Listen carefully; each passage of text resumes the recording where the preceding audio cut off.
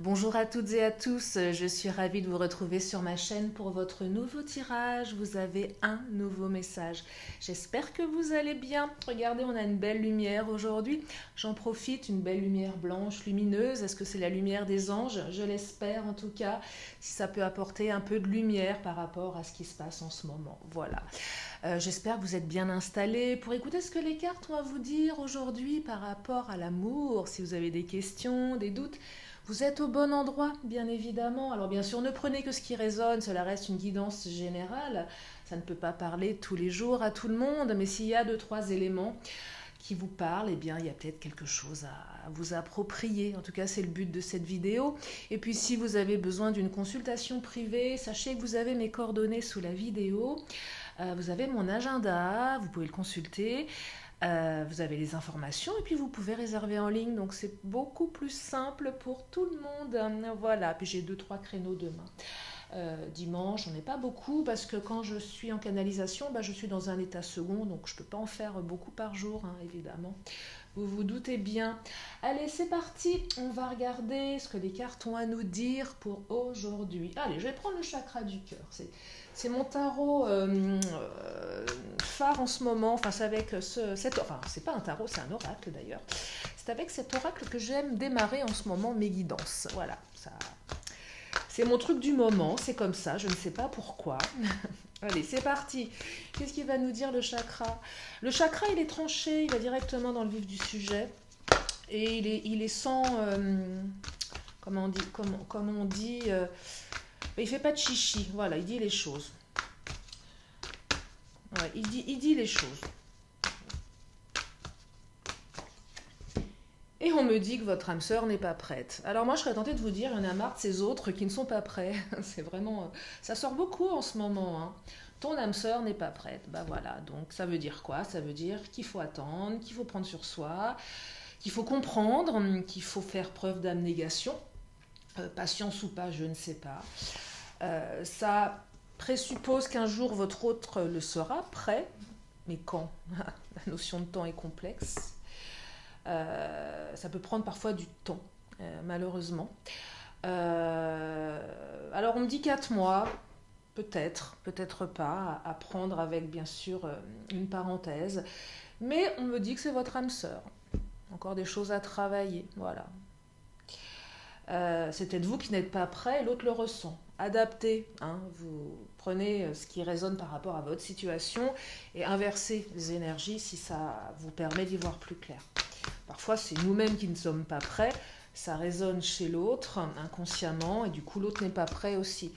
J'aime cette idée dans toute relation, interaction interpersonnelle avec quelqu'un. On est toujours deux dans une relation. Et je vais même aller un petit peu plus loin, même dans les relations avec des gens qui sont excessivement pervers, auxquels c'est très très compliqué de se défaire, je le comprends et je le sais. C'est à un moment se dire aussi, je vais un peu loin, mais se dire tiens, pourquoi j'autorise ça dans ma vie? Et ça peut aller interroger une partie de soi qui a besoin d'être comprise et réconfortée. Vous voyez, quitte à vivre quelque chose de complexe et difficile, autant essayer du mieux qu'on peut en faire quelque chose de plus utile, même si c'est extrêmement compliqué. Hein. Les relations avec les pervers, c'est très très violent, vraiment. Et ça affaiblit. Je vous dis ça parce que je ne sais pas pourquoi d'ailleurs, mais ça affaiblit, c'est très très difficile, donc apprendre avec beaucoup de... Ouais, ouais, c'est complexe et c'est très dur, je trouve. Très très dur quand on est dans l'emprise de ce genre de personnes. Alors, je ne sais pas pourquoi je dis ça, ça va peut-être parler à certaines d'entre vous. Allez, continue. Je divague. En ce moment, je divague. Oh, femme brune. Ouais, je divague toujours un peu, mais en ce moment, je suis très connectée. Je ne sais pas ce qui se passe. Je suis toujours, toutes les heures, j'ai une heure miroir. Je suis très connectée en ce moment, vraiment, vraiment à 100%, ce qui est bien. Hein. Du coup, je pars un petit peu dans plusieurs directions. Homme ou femme brune, ce qui n'exclut pas les autres, hein, bien évidemment, c'est peut-être vous qui êtes brun-brune, si vous avez les cheveux blancs, ce qui arrive à un moment donné dans sa vie, Oui, moi je commence à avoir des cheveux blancs. Ah, il fallait pas le dire. Ah, mais c'est terrible, hein. Vive les teintures. Ouais, on parle de quelqu'un voilà, d'une couleur de cheveux plutôt foncée, mais ça n'exclut pas les autres, et même les chauves, et peu importe. C'est une indication complémentaire. Je sais pas pourquoi je vous parlais de ça, des PN, je sais pas pourquoi. Bon. On n'est pas dans un cas de PN ici, hein. Enfin, en tout cas, c'est pas ce que je perçois. J'ai un peu divagué. Déménagement, changement de ville, ouais, ok, je comprends. Là, mieux, on arrive plutôt à la source du problème. Pourquoi l'autre n'est pas prêt? Parce que ça implique du changement. Il y a une distance là avec votre autre. Donc, pour se rapprocher de vous, il va falloir déménager, il va falloir changer de ville. Et l'autre n'est pas tout à fait prêt à lâcher certainement le lieu de vie dans lequel elle se trouve, voyez. Parce que ça doit impliquer des choses, alors matérielles, sentimentales également. C'est pas simple de quitter une région pour une autre, hein, si on est vraiment sur des longues distances. Ça peut être quitter un travail aussi, hein. Ça va loin hein, de déménager. Hein. Parfois, hein, bien sûr, sauf si vous êtes proches l'un de l'autre, c'est peut-être un aspect matériel. Si c'est on envisage de vivre à deux, la vie en commun, bah, l'autre il n'est pas tout à fait prêt non plus à avoir une vie à deux dans le même domicile. Vous voyez, donc c'est vraiment à ces deux niveaux. Hein. Donc, soit une très grande distance, on n'est pas prêt à lâcher le lieu dans lequel on vit, soit on n'est pas prêt encore tout à fait à déménager pour vivre à deux. Ce qui peut s'entendre, évidemment. Donc c'est ça l'axe de, pas dire de progrès, mais je dirais c'est la problématique aujourd'hui qui est le plus adaptée dans ce tirage, enfin plus adaptée, pas adaptée, qui ressort dans ce tirage. Hein. La distance et le fait de déménager. Alors, oh non, je vais bien les battre. Mademoiselle G, on va regarder. Alors, on me parle de fidélité. Alors, ça, c'est une super carte parce que de toute façon, même si l'autre est à distance, il vous est fidèle. Alors, vous avez peut-être des doutes sur sa fidélité aussi, parce que quand l'autre est loin, on ne sait pas trop où elle fait. C'est vrai. Hein. Alors, on a moins de visibilité sur les activités. Il y a toujours une part de mystère finalement. Mais la fidélité, c'est cette carte qui vous dit qu'il y a une fidélité, que même s'il y a une distance, ça n'empêche pas d'être fidèle, vous voyez. Et je pense ici que le fait de ne pas être prêt est plus sur le fait de changer de lieu que sur l'engagement. Alors après, non, je vais en prendre encore une ou deux avant d'aller un peu plus loin, de pousser un peu. J'aime bien pousser les tirages, même en... Oh là, j'ai la carte du labyrinthe qui était retournée, elle n'est pas là par hasard. J'aime bien pousser très très loin la réflexion, même en consultation privée. J'aime bien pousser au plus du plus du plus. Alors même si j'ai pas les vérités, mais c'est une histoire hein, qu'on se fait à deux dans une guidance. Il faudrait que je vous fasse une vidéo sur la manière dont je fais les guidances. Je démarre de pas grand chose, juste une simple question et après j'affine en fonction de votre histoire pour comprendre précisément ce que la carte raconte. J'aime travailler en ce sens et surtout vous donner des pistes dans la mesure du possible, bien évidemment, je n'ai pas les vérités, je le répète, hein, d'action. Qu'est-ce qu'on fait de ça? C'est bien, mais qu'est-ce qu'on peut faire de tout ça? C'est quoi le conseil? Voyez, c'est les énergies en place, les obstacles, l'évolution possible, énergétique, et qu'est-ce qu'on peut faire de ça? Sinon, je vois pas trop l'intérêt, c'est subir, voyez, sauf quand c'est vraiment pas très positif, et dans ce cas-là, on a juste besoin d'attendre. Je divague encore. Bon, je vais arrêter de divaguer. Je suis toujours dans un état second, c'est pour ça. Parce que j'ai plein de messages à vous faire et voilà. Labyrinthe, on est dans le doute, on a l'impression qu'on ne trouve pas la porte de sortie ici. Hein. On a peur que l'autre ne soit pas fidèle. Alors, c'est peut-être après, je vais aller très loin, mais ça ne va pas parler à un maximum d'entre vous. Ne prenez que ce qui résonne. Hein. Je réitère mes propos. ton âme sœur n'est pas prête. Si je fais un lien avec la fidélité, c'est, je pense que inconsciemment, l'autre se dit, si je me rapproche, je vais devoir... c'est pas que votre autre est infidèle, mais c'est la notion d'engagement. Je dois être fidèle à l'autre, fidèle au lieu de vie. Et ça c'était quelque chose qui, je dirais vraiment très très inconsciemment, c'est pas que ça rebute votre autre, mais il y a une peur. C'est qu'à un moment, si je m'engage, je vais tout quitter et je peux pas revenir en arrière. Compliqué, vous voyez. Donc je dois être... Vous allez être un peu son port d'attache, mais l'autre sera peut-être plus dépendant de vous que l'inverse. Et du coup, au niveau de la fidélité, ça engage beaucoup. C'est plus que de l'engagement, là. C'est un engagement de cœur qui est déjà là, mais un engagement matériel, de vie, d'attache. C'est profond, hein, vraiment profond, hein, si ça résonne. Donc le labyrinthe, du coup, on ne sait pas trop où on va, on a peur. L'extériorisation invite à extérioriser. Des deux côtés, invitez votre autre à dire pourquoi il, elle, n'est pas prêt. Alors, pas y aller en frontal, évidemment, mais et puis extériorisez-vous ce que vous ressentez. Et certainement que vous aussi, vous avez peut-être des peurs. Dire ce qu'on a sur le cœur pour retrouver la paix. Voyez, il faut toujours exprimer les choses, de toute façon, ça ne coûte rien, à part une petite flip que l'autre agisse mal. Mais je crois sincèrement que exprimer ce qu'on a sur le cœur est une bonne chose. Tout ce qui ne s'exprime pas s'imprime. Je ne sais pas si vous connaissez cette phrase qui est reprise beaucoup par les ostéopathes. Le corps y parle, donc ce qui ne s'exprime pas. Les émotions qui ne sont pas exprimées s'impriment.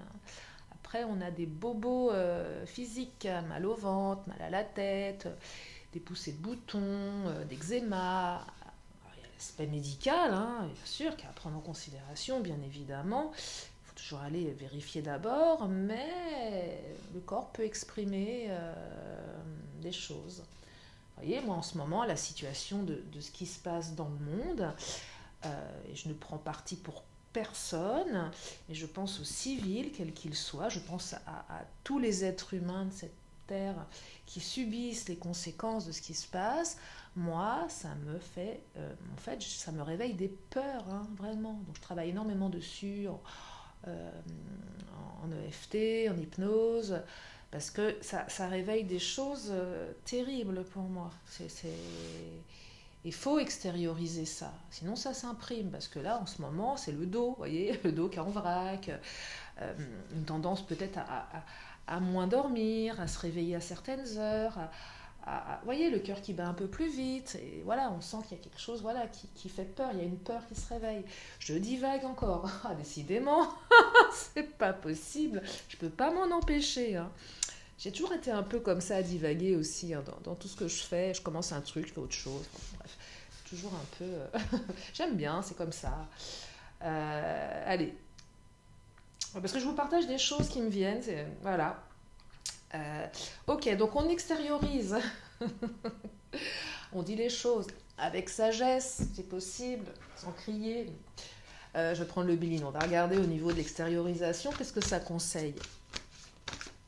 Allez, c'est parti. Après, je vais prendre le Titania. Je prends pas beaucoup de cartes en ce moment. Alors, qu'est-ce qu'il nous dit le Béline ? La découverte. Alors, la découverte, c'est qu'on découvre quelque chose. Mais c'est quelque chose de positif, hein, la découverte, ici. Alors, je perçois ici, à côté de l'extériorisation, on a peut-être peur d'extérioriser les choses parce qu'on a peur de découvrir quelque chose. Voyez ? Mais peut-être que le fait d'extérioriser les choses vont vous permettre de découvrir quelque chose. Quelque chose de plutôt positif ici. Que malgré les peurs de votre hôte, malgré le fait qu'il, elle, ne soit pas prêt, qu'il y a un lien, que votre autre a des sentiments et vous est fidèle. Pour les relations à distance pas trop engagées, vous voyez. Donc finalement, c'est peut-être un moment de dire à l'autre, écoute, moi je suis en souffrance, je comprends pas où on en est. Exprimez ce que vous avez sur le cœur pour retrouver la paix. Et la paix, c'est découvrir quelque chose qui va... Ce que vous allez découvrir va vous permettre de retrouver la paix. Et je pense que ce que vous allez découvrir, c'est une notion de fidélité, de lien. Vous voyez? Ça va vous sortir du labyrinthe ici.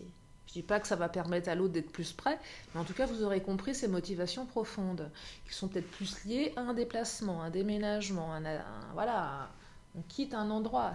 C'est pas facile de quitter un endroit pour un autre. Surtout si vous êtes loin de l'autre. Surtout si ça implique un changement de travail aussi. Ah ouais, qu'est-ce qu'on fait si on doit déménager?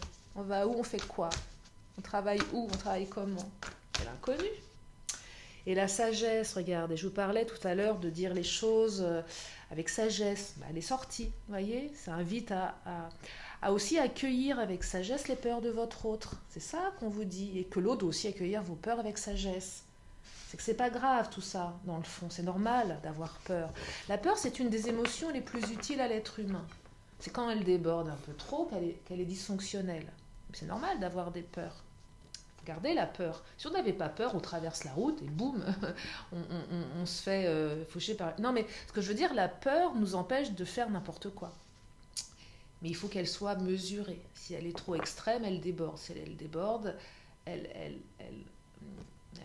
entraîne des comportements compliqués, difficiles.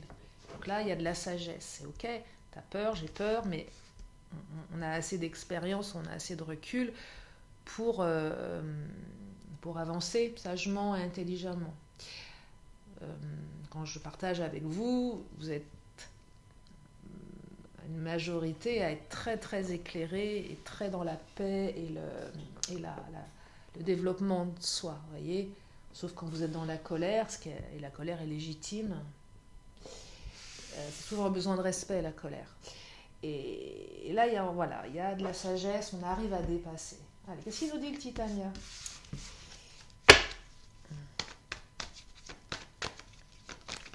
Oh, le fouet. Alors le fouet, vous voyez, c'est les conflits. Pas fouetter l'autre. Hein. C'est vraiment là l'aspect fouet, sagesse. Parce que je pense que vous avez envie de fouetter l'autre. Mais fouetter l'autre, c'est dans le sens... le côté un peu ultimatum. C'est quoi? Au bout d'un moment, va falloir se bouger, va falloir avancer. Alors, il faut le faire avec sagesse. Bien sûr, à un moment, on peut aussi dire à l'autre, moi, écoute, je ne veux pas continuer comme ça encore 10 ans parce que c'est pas possible. C'est normal aussi que vous ayez envie de... Alors, fouetter, oui, mais avec sagesse. Vous voyez? Attention aux conflits. Hein. Il y a peut-être des conflits aussi par rapport à ça. Et là, on vous invite à peut-être les apaiser, ces conflits. Ours et lien. Le lien, c'est le lien. Là, c'est une belle carte qui envisage un avenir radieux, un avenir meilleur. L'ours, pour moi, c'est pas forcément l'interprétation de mes consoeurs confrères, mais pour moi, l'ours, c'est toujours comme ça, je l'ai canalisé cette carte. Alors, elle est positive en principe dans le Titania, mais moi j'y vois la notion de territoire et de lenteur. Pour moi, l'ours, c'est la maman ours qui protège ses petits, qui protège son territoire. Ne me demandez pas pourquoi, c'est comme ça pour moi. Donc, protection, territoire, déménagement, changement de ville, mon territoire, je vais lâcher mon territoire, ça va prendre du temps. J'ai besoin de m'approprier mon territoire. Vous savez, quand on vit à deux, on a besoin de son territoire. Ce qu'on appelle la proxémie aussi, 30-33 cm autour de soi, la bulle qu'un inconnu ne peut pas franchir. Sauf que quand vous êtes dans les transports en commun, par exemple dans le métro, où là, cette proxémie, elle n'est pas respectée. On arrive à gérer pendant le temps du transport, mais la proxémie, c'est cet espace que l'autre ne peut pas franchir. C'est ça dont on parle, mais c'est aussi le territoire. J'ai besoin de mon espace. Donc ça va prendre du temps. Il y a besoin de temps ici, vous voyez. Mais le lien, c'est l'arbre, c'est le lien. Le lien est en train de se construire. Il y a un lien entre vous. C'est ça la force. C'est que ce lien va permettre de... Mais ça ne va pas se faire en 5 minutes. Parce que ça implique derrière un lieu de vie, un espace important. Et là, je serais tentée de vous dire qu'on n'est pas du tout dans le manque de sentiments. C'est pas ça le problème ici. C'est l'espace. Donc il est particulier ce tirage, je vous l'accorde. Je prends les Amazones. On ne parlera pas à tout le monde, mais vous savez que c'est pas le but, hein, de toute façon. peux pas parler à tout le monde tous les jours. Alors, tu survivras et tu es. Oui, tu survivras à cette période. Parce que tu es quelqu'un qui sait où il va. Tu es la puissance et la constance réunies. Donc, puissance, constance, bah, faut rester constant face à ces obstacles, à ce temps. Rester constant par rapport à ses émotions. Et tu es, d'or et de lumière, tu es une puissante guerrière ou tu es un puissant guerrier. Mais le côté guerrier, là, je le vois pas vis-à-vis de l'autre, on combat pas l'autre, on affronte le temps et on est puissant et il y a un côté très... vous voyez, elle a une couronne avec des petits cœurs, je sais pas si vous les voyez, regardez, c'est mignon. Vous voyez, il y a quelque chose de noble là-dedans. C'est pas belliqueux, parce que tu es, voilà, c'est ce que ça me dit. Donc, sagesse, hein, et puis vous allez découvrir quelque chose de beau. Donc, tu survivras, ben oui, tu survivras à cette période un petit peu compliquée, un petit peu difficile émotionnellement. Est-ce que j'en prends une autre? Je ne sais pas. Ah si, je vais prendre les fées, puis je vais m'arrêter là. Qu'est-ce qu'elles nous disent, les fées?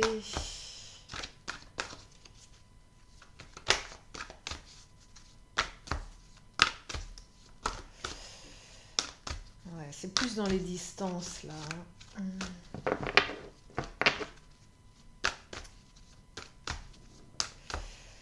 Allez, les fées me parlent de rituel. Ah, rituel. Deux choses ici. Rituel, c'est le projet mariage. Mais c'est aussi mettre des rituels entre vous. Il y a peut-être des rituels que vous avez mis en place qui font que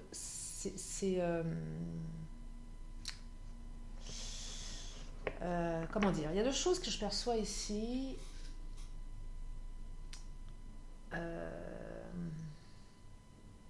Ouais, le rituel, c'est le projet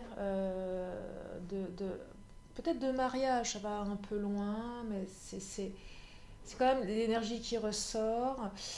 Le rituel, c'est aussi une carte qui vous invite à avoir des rituels avec votre autre. Vos rituels, vous savez, les rituels d'amoureux. J'évoquais ça à une de mes consultantes hier. Ouais, des rituels. Toujours, vous savez, on a notre chanson préférée, on a notre endroit, notre lieu. Créer du rituel, parce que c'est le lien avec l'arbre, vous voyez. Faites pas des rituels où on s'engueule, c'est pas bon. Faites des rituels de protection, de sagesse. Gardez ce lien, c'est important. Mais c'est aussi le rituel, pour moi, c'est l'engagement, le mariage. Hein, on est dans ces énergies-là avec votre autre. Voilà pour ce tirage. Je vais m'arrêter là pour aujourd'hui. Je pense que les cartes sont largement parlantes. Après, c'est à vous de les adapter et surtout de faire ce qu'il y a à faire pour vous. Vous ferez je le dis souvent, vous ferez les bons choix et l'univers se chargera du reste. Vous irez vers ce qui est bon pour vous et l'univers se chargera du reste de toute façon. Allez, je termine avec mon petit oracle. Si vous avez une question, une réponse, c'est le moment. Allez, si vous avez une question, vous pouvez vous la poser. Une question, une réponse.